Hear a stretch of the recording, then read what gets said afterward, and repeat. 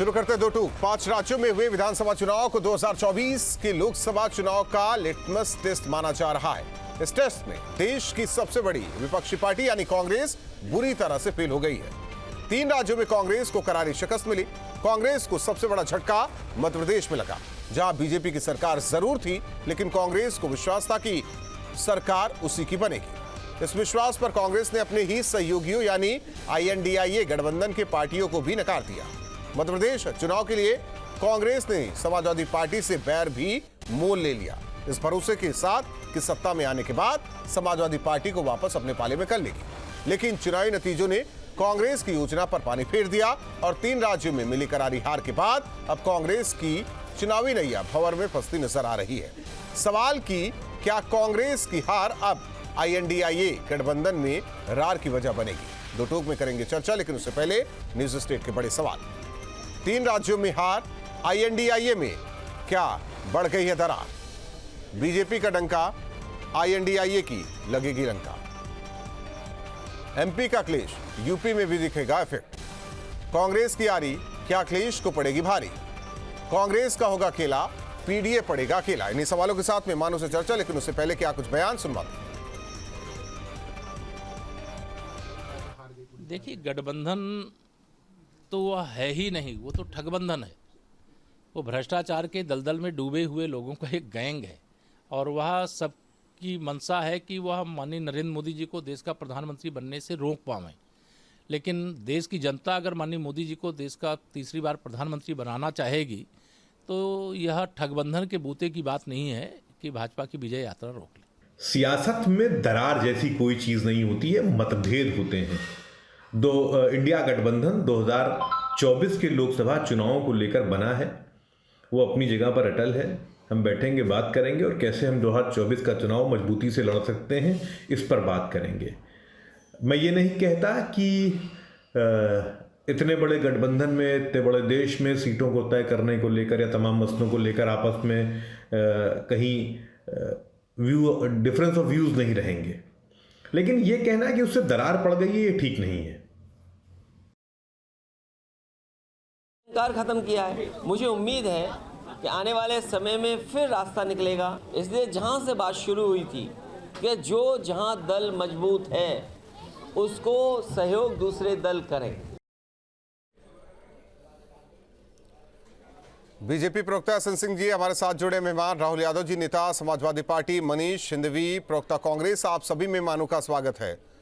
Rahul Yadav ji, INDIA गठबंधन बना रहेगा ये उम्मीद की जाए, उत्तर प्रदेश में क्या इसका इफेक्ट पड़ेगा? 3 राज्यों का चुनाव और ऐसे में अब जो अखिलेश यादव कहेंगे कांग्रेस वो करेगी।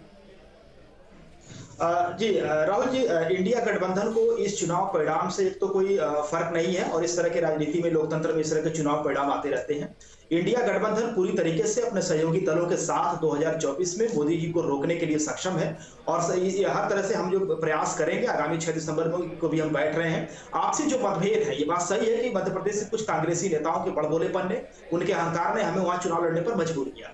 लेकिन आपसी मतभेद को, जैसा हिंदवी साहब ये भी कह रहे थे कि आपसी मतभेद को हम पुनः जनता की भलाई के लिए आपसी मतभेद को इसको बैठ के सुलझाएंगे, आपस में बातचीत करेंगे और आपस में इंडिया एक मजबूत संगठन के रूप में उभर कर आएगा। और 24 में निश्चित है, आप देखिएगा जनता मोदी को पटकनी देगी और यहाँ पर बीजेपी चुनाव नहीं लड़ रही है। यहाँ देखिए तो जितने भी इसमें मुद्दे उछाले जा रहे हैं, एक भी जनता के मुद्दे नहीं है। अब ये सनातन के मुद्दे, अब ये रामचरितमानस के मुद्दे, देखिए महंगाई पर, बेरोजगारी पर और 1 ट्रिलियन इकोनॉमी पर ये तो 3 अगर मैं बात करूं, 3 मुद्दों पर अडिग है और इंडिया गठबंधन पूरी तरीके से मजबूती के साथ 2024 3 राज्यों का परिणाम ये तो बता दिया कि जरूरत है ही नहीं जनता को। नहीं, देखिए चुनाव, देखिए जनता को गुमराह करके वोट लेना आसान है। ये बात सही है कि कांग्रेस ने अपनी जनता की गुमराह क्यों हो रही है तो हमें नहीं पता। गुमराह नहीं हो सकती जनता, जनता आज की जागरूक है। मनीष सिंघवी जी, मतभेद को दूर करेंगे, लेकिन मनभेद कैसे दूर होगा? पहले तो मैं स्पष्ट कर दूं, कोई मनभेद नहीं है। सियासत में आपसी मतभेद, विचारों का मतलब डिफरेंस ऑफ ओपिनियंस रहती है और ना रहे तो लोकतंत्र कैसा। हम लोकतंत्र में इस बात को बड़ी खूबसूरती से इसको समाहित करते हैं कि आपके बीच व्यू खुद हो सकते हैं, मेरे भी हो सकते हैं, लेकिन हम लोग मिल बैठकर, ये पहले भी तय हुआ था कि 2024 का लोकसभा का चुनाव एक बड़े कॉज के लिए मिलकर लड़ेंगे। हम अब बैठेंगे, बात करेंगे और उस पर कोई रास्ता निकालेंगे। रास्ता तो निकल रहा था इस 23 के विधानसभा चुनाव में एसएन सिंह जी, और रास्ते पर कौन दौड़ा सबने देखा। अब ये हमारे पे आरोप लगाए, हम इनके पे आरोप लगाए, लेकिन जनता जनार्दन होती है, जनता ने मत दिया, उसको स्वीकारना चाहिए, सम्मान करना चाहिए, पहली बात।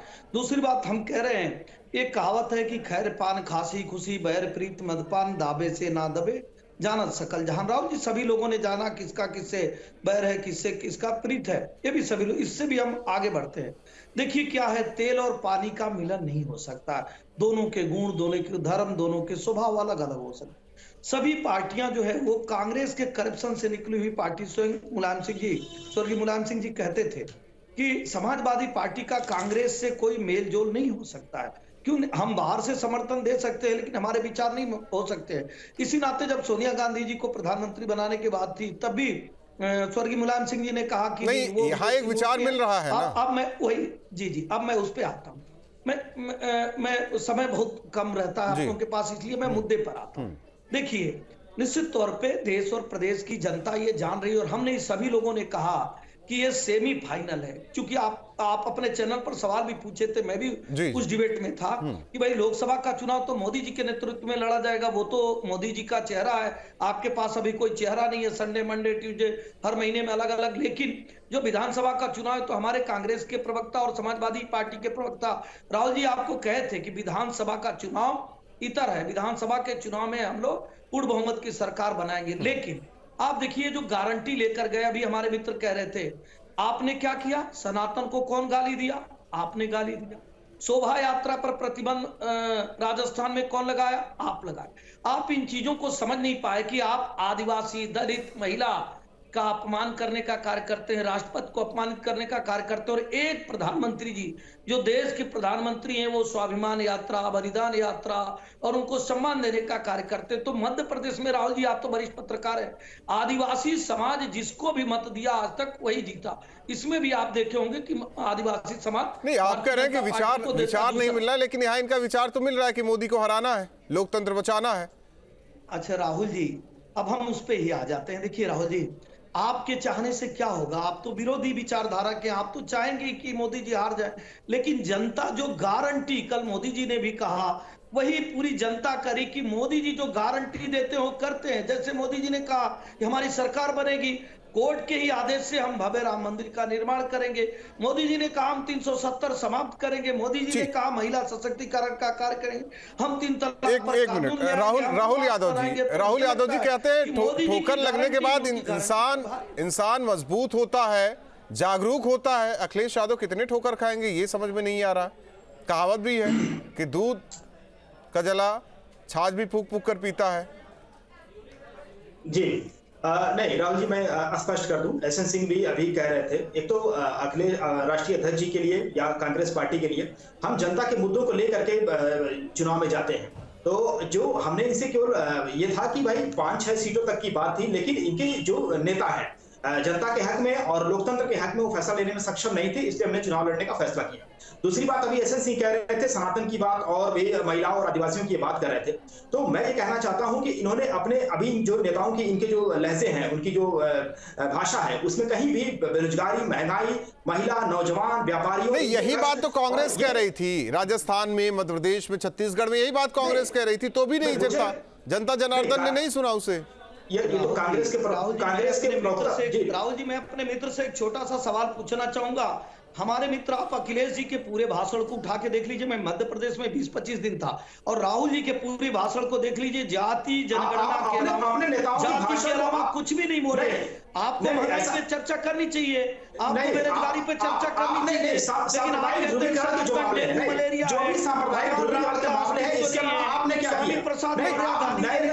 देखिए आपस में ही बातचीत मैं अपने मित्र से एक चीज ठीक है। राहुल यादव जी एक चीज क्लियर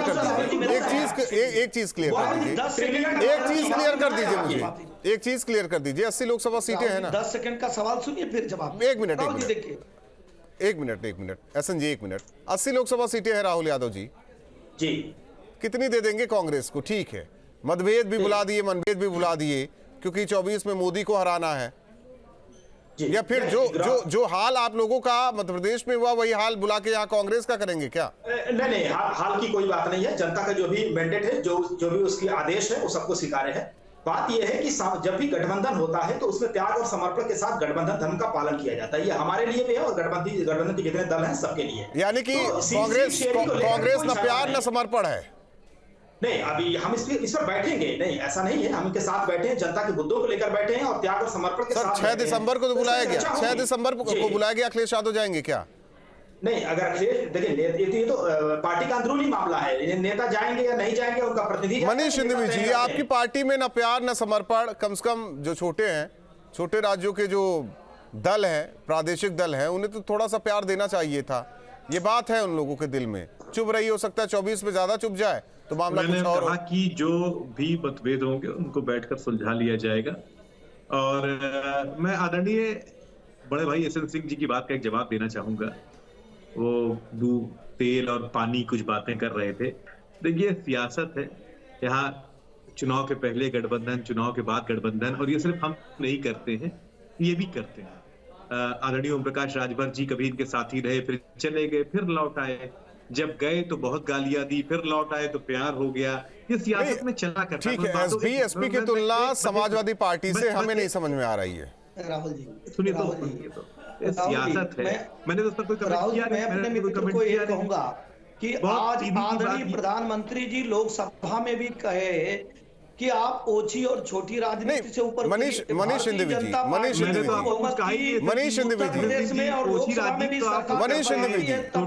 मनीष सिंघवी जी, वो अपने एक मिनट, एसएन जी, मनीष सिंघवी जी, आपको बीजेपी को नहीं हराना। एक मिनट, कांग्रेस को बीजेपी नहीं है, ये बात नहीं करे कि बीजेपी को हराना है, मोदी को हराना है, मोदी को हराना है। ये क्यों हो रहा है बार बार? देखिए, मोदी ऐसा है कि सियासत में सत्ता में आना और जाना लगा रहता है। 10 साल कांग्रेस की सरकार रही, फिर चली गई, अब 10 साल से भाजपा की सरकार है। चेहरे आते हैं और चले जाते हैं, है ना। जब एक चेहरा रहता है तो लगता है बस यही चेहरा रहेगा। हम जो लड़ रहे हैं वो इस देश को धर्म के आधार को बांटने के आधार पर लड़ रहे हैं। हम की बांटा न जाए, धार्मिक तुष्टीकरण बंद हो। हम लड़ रहे हैं कि संविधान को बदलने की जो कुचेष्टा ये लोग कर रहे हैं वो ना हो। संविधान हमारा, इसीलिए 3 राज्यों में अकेले आप लोग चुनाव लड़े। देखिए, 3 राज्यों में हम पहले से सरकार में थे।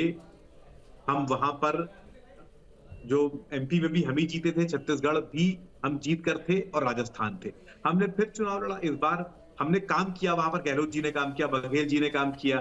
ठीक है, हम अपनी बात जनता तक नहीं पहुंचाए। मैं तो बहुत स्वीकार रहा हूं कि हम लोग हारे हैं चुनाव। भाई जनता का मैंडेट आखिरी होता है। मैं विनम्रता पूर्वक इस बात को स्वीकार रहा हूं कि हम चुनाव हार गए। मैं कह रहा हूं कि मैं अपनी बात, उसमें से कुछ सीट अगर समाजवादी पार्टी को मिल जाती, जो ये उत्तर प्रदेश से लगता इलाका है, तो तस्वीर कुछ अच्छी हो सकती थी। अब ये तो पार्टी नेतृत्व को तय करना था कि कौन साथ लड़ेगा, कौन नहीं लड़ेगा। मैंने कहा नहीं कि गठबंधन 24 के चुनाव को लेकर हुआ था। 6 तारीख को सब लोग बैठेंगे, बात करेंगे, जो हल निकलेगा निकालेंगे। राहुल यादव जी, एक सवाल है कि कोई कॉमन मिनिमम प्रोग्राम नहीं है आप लोगों का, किस तरीके से जाना है। फिर बात होने लगी कि साथ है, साथ है, साथ है। एक तरफ आप पीडीए की बात कर रहे हैं, दूसरी तरफ संविधान बचाने की बात हो रही है, तो मेल मिलाप होगा कैसे अगर जाएंगे भी? तो उम्मीद कर सकते हैं कि मेल मिलाप होकर ही जाएगा कि अलग अलग चल लेंगे आप लोग? नहीं, देखिए, हमारे जो कमेटियां हैं वो काफी कमेटियां गठित हो चुकी हैं इंडिया की, और भी जो चुनावी घोषणा पत्र है, सीट शेयरिंग की बात है, वो भी स्पष्ट तौर पर सबकी सहमति से जो प्रेस के माध्यम से जनता को हम बताएंगे। और हमें किसी बात को लेकर गठबंधन के जितने भी दल हैं, और भी दल आएंगे, अभी 17 से और भी ज्यादा दल आएंगे, तो उसमें जो भी चीजें आएंगी, हमारे कोई झगड़ा नहीं है, कोई मतभेद नहीं है। हम मोदी को रोकने के लिए, जो कम्युनल फोर्सेज हैं, बीजेपी को रोकने के लिए या मोदी को रोकने के लिए? नहीं, अब देखिए, ये बात तो आपने बिल्कुल स्पष्ट कह दी। ये चुनाव तो भाई जाहिर सी बात है, मोदी के चेहरे पर आ गया चुनाव है। इनके चीफ मिनिस्टर का कोई चेहरा नहीं था इन तीनों राज्यों में जहां इन्होंने जीत दर्ज की है। तो जाहिर सी बात है कि हम जो इनका भांडाफोड़ करेंगे, और ये जो जिस तरह से कम्युनल और धार्मिक मुद्दे लेकर आते हैं, अपनी प्रयोगशाला में हर दिन एक उपक्रम तैयार करते हैं। उन्होंने कहा कि अंजाम दिया जाए। आप पहले स्वामी प्रसाद मौर्य को रोक लीजिए, अपने आप बंद हो जाएगा।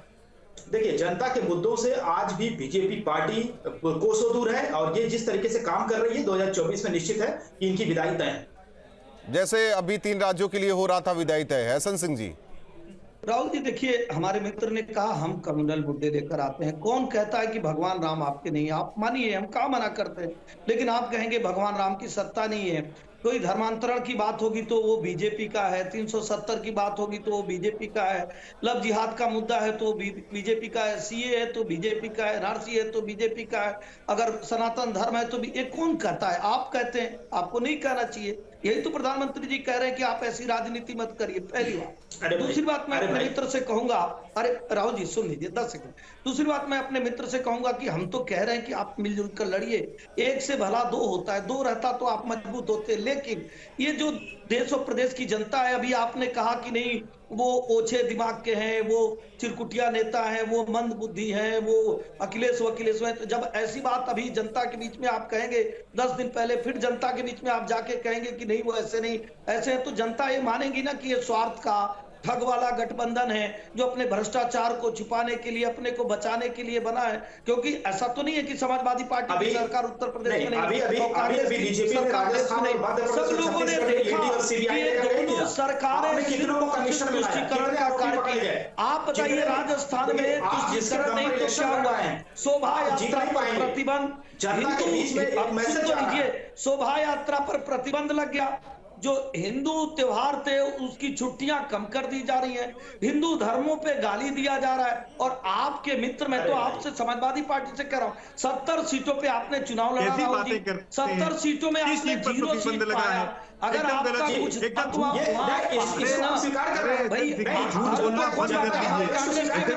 संविधान को तुष्टिकरण के लिए आपने संविधान को बदल दिया, धर्म के लिए संविधान को बदल दिया। राहुल यादव जी, धार्मिक यात्रा, राहुल यादव जी, कांग्रेस से गलती हो गई, अब तो बड़ा दिल दिखाएंगे ना। आप बीजेपी को दे दीजिए, आप बिल्कुल अपनाइए। देखिए, लोकतंत्र को बचाने के लिए संविधान किसको बुलाकर आधी रात तक बैठाएंगे आप लोग? नहीं ठीक है, वो ये हमने अपनी बात कह दी, लेकिन इंडिया गठबंधन के लिए पूरी तरह से समाजवादी पार्टी समर्पित है और जनता के मुद्दों को लेकर के पुनः एकजुट होकर हम एजेंडे के साथ काम करेंगे। खिलाफ हम अलग से राष्ट्रीय जनता दल बनाए हैं। ठीक है, माफी के साथ रोकना चाहते हैं हसन सिंह जी। बहुत बहुत धन्यवाद आप तीनों मेहमानों का हमारे साथ जुड़ने के लिए। लेकिन सवाल कि अभी भी दम भरा जा रहा है कि INDIA गठबंधन बरकरार है, जो मतभेद है उसे दूर किया जा रहा है और बार बार यही कहा जा रहा है कि मोदी को हराना है, ना कि बीजेपी पार्टी को। सवाल ये कि अभी भी कुछ INDIA गठबंधन में बचा है या 24 के चुनाव के आते आते बिखराव होना है। हो सकता है ऊपर न सही, अंदर से न सही, अलग तरीके से प्लानिंग की जा रही हो, लेकिन जो तस्वीर है इन राज्यों के चुनावों के बाद कांग्रेस क्या करेगी उसे भी समझना होगा। दो टूक में इतना।